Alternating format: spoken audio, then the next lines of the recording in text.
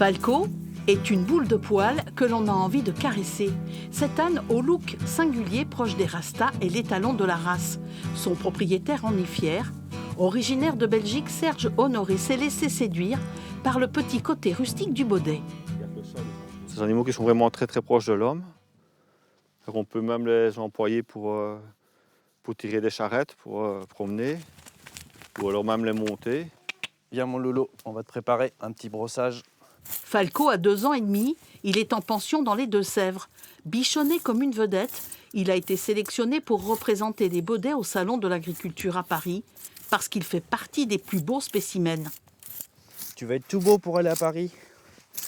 Faire voir comme t'es un grand garçon pour représenter la race. Une lourde charge pour lui.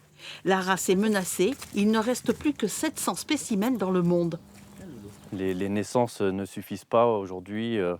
Dans le baudet du Poitou, on est entre 60 et 80 naissances par an seulement, et dans le trait poitevin, entre 50 et 60. Donc oui, on peut dire qu'aujourd'hui, la race est toujours menacée. Faute de foncier, les passionnés manquent à l'appel. Le trait poitevin est lui aussi menacé, mais il reste encore une poignée de puristes comme Laura Chiron.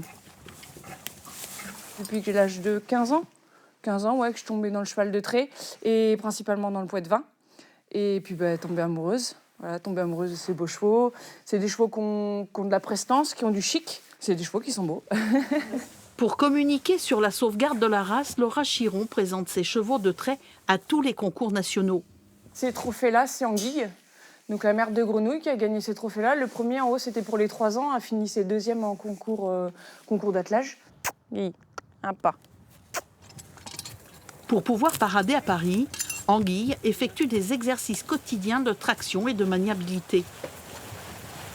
C'est une épreuve où il faut beaucoup de calme, des chevaux qui soient très à l'écoute et en même temps très précis.